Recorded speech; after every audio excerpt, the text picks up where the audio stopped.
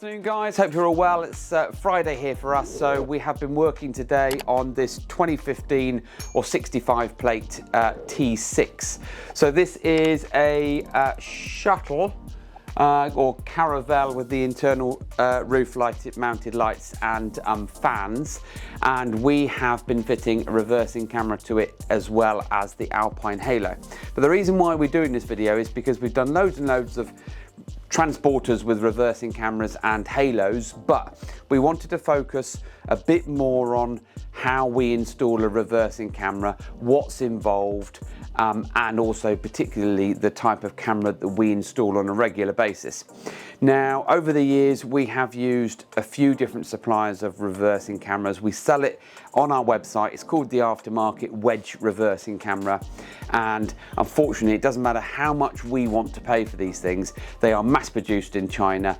They're not overly IP rated in terms of waterproofing. And in the British climate, water will force its way in there somehow.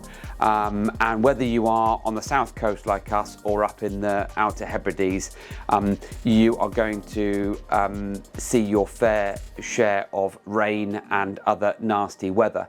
And of course then with road spray and other such things, the reversing camera being out in the external elements of the vehicle and the weather means that it's going to be one of the first things that fail. Now, the cameras that we are buying in at the moment, we have been fitting for the last 6 to 12 months-ish as we had a bit of an overlap. And so far, the fault rate has been almost zero, which is exactly where we want to be as a service provider for you guys. Now, the installation obviously differs because we see barn doors, we see tailgates, on the T5.1, the T6 and the T6.1, and then we see panel vans, combi vans, caravels, and we see campers with pop tops and other converted stuff. Now, it's the converted vehicles that have been done by any number of converters up and down the UK. The boys here see all sorts of good stuff and bad stuff. A lot of the time in a standard panel van, it's all marked out, been cut out with a various cutting tool, and then is in most instances left quite crude. Once then the frame for the pop top goes in, they are using tech screws, which sometimes are stupidly long, and then that causes problems for routing wires from the back to the front because we don't have infrared vision. We have to use a metal cable pulley tool that extends out and takes our camera cable forward. Of course, we do preventative measures like cloth taping and other such stuff, and the boys can at times get easily from back to front in 20 minutes, half an hour. Other times you can still be struggling an hour, hour and a half later, and that's where the labour aspect of it comes in. But either way, the cable is then fixed from the back into the boot lid area. So on this particular model, it's a tailgate. So follow me around to the back. I'll show you what the guys have needed to do on this particular model. We do see a fair share of tailgates and of course barn doors as well. When we are fitting the genuine T6 and T6.1 reversing cameras, there's a lot more involved in terms of cutting out with a Dremel, using then a large file after we have masked up this area, removed the number plate and cut quite a large hole for the reversing camera. And then of course you've then got open bare metal and then it needs to be treated. These newer cameras have got really tiny footprints, so hopefully Sammy, the van's not the cleanest, so apologies, but it's not our van and we don't do cleaning or valeting. But this camera itself, really tiny footprint, nice and neat and discreet, which is what people want. We do see some abomination of cameras and work previously in other vehicles. Cameras not straight, cameras hanging on a horrible hinge that's rusted, and other such things, even obscuring number plates. But the footprint on this little camera, as you can see, is tiny. Cabling gets routed up in through the grommet on the tailgate models, and then on the inside of here, as you'll see on the video, it then gets fixed in and hot glued in as well, just to make sure that there's no water passing in through between the bodywork and the camera itself. Plus also the camera is a sealed unit.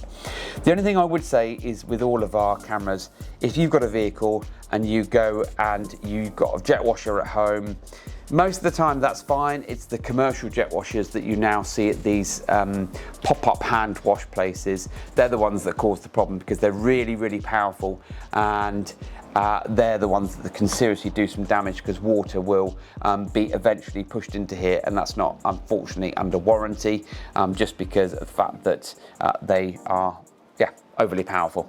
So cable comes up through here.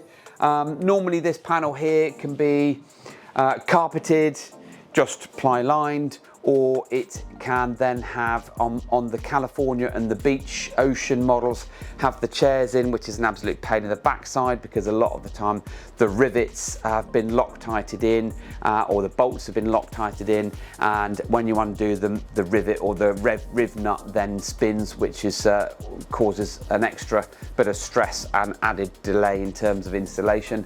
We've also got other things to factor in, like not very well fitted dash cameras, and other things from blinds and curtains. This is nothing to do with us, but our cable comes up through here into the grommet, bit of silicone spray in there to allow the cable through, and then hoiked all the way along to the front professionally. Whether we have to remove B pillars or C pillars or other internal components depends on what vehicle we're working in, but most of the time, again, we'll use our metal pulley rod system that goes all the way through, and we'll cable tie it where we can. Then it comes down the near side or passenger side A pillar, either behind the glove box if we can, or above the glove box on these models, because the T6 glove box just comes out with some screws.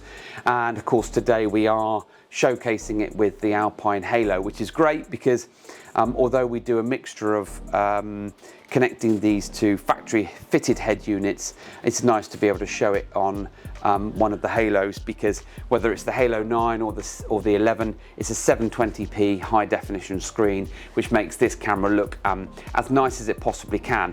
But this isn't an HD camera, and anyone that tells you that you're buying an HD camera online is rubbish, because if it's got the yellow phono or composite connector, that can only output a 480. So please don't read high definition or HDR or any of those things online, whether you're buying from online places that are well known or a dedicated website. If it's got a yellow connector, it's not HD. So that will then connect into the back of the Alpine head unit. Same as if we're fitting a factory fitted system, we then convert that to a female phono, which will then convert to a video and a ground pin ready for coding for the vehicle. So that's a reversing camera. And as I said, the reason why we've done this video is we've got lots and lots of videos of transporters having all sorts of stuff, from speakers, sound deadening, head units, security products and whatnot. But we wanted to do a dedicated aftermarket reversing camera video for you out there, just to show you how we do it, what we do, why we do it, and then how it's connected and what it looks like on the head unit. So join me at the front and we'll switch it on and talk about the viewing side of it.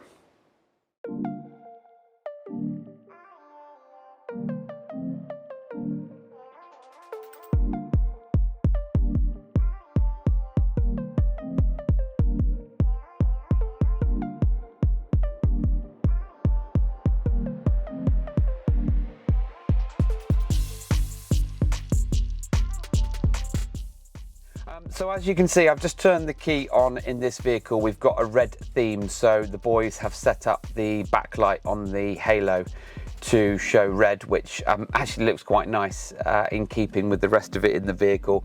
I'm not sure what this thing is on the gear stick. It looks like mini Squid Game type figure, or maybe it's just a Father Christmas suit, I'm not sure. But this is the Alpine Halo 11, so that's the ILX F115D. It's an 11-inch HD 720p screen. So going back to what I said a few minutes ago about aftermarket reversing cameras outputting at 480, it's quite a big difference between 480 and 720 in terms of resolution lines, and you're never going to get the 720 capability on here unless you are using a dedicated high definition camera. So with factory fitted head units, we can really only integrate so that when you put it into reverse gear, because that's how they've been configured. But when it comes to aftermarket cameras, and we are in control of the fitting and the wiring, we connect the camera up to an ignition supply so that when the Alpine switches on, it feeds power to the camera. That in essence means that you can view the camera whenever you want. So the Alpine, for instance, has got a dedicated camera button.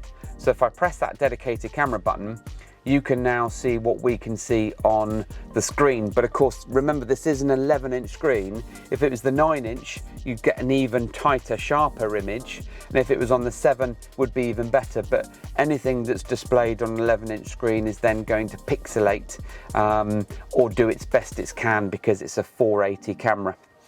The Alpine has its own built-in guidelines, so we can turn guidelines on and we can also adjust them. So this is customer personal preference. You can move them down and around and everything else. Personally, it's nice just to see the camera view itself and see what's going on.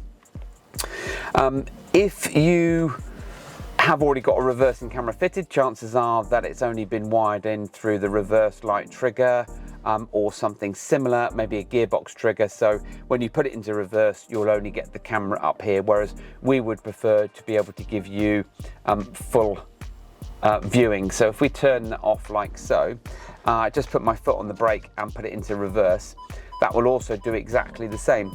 And with this Alpine head unit, we've got our integrated CAN bus system that gives you your parking sensor overlay as well.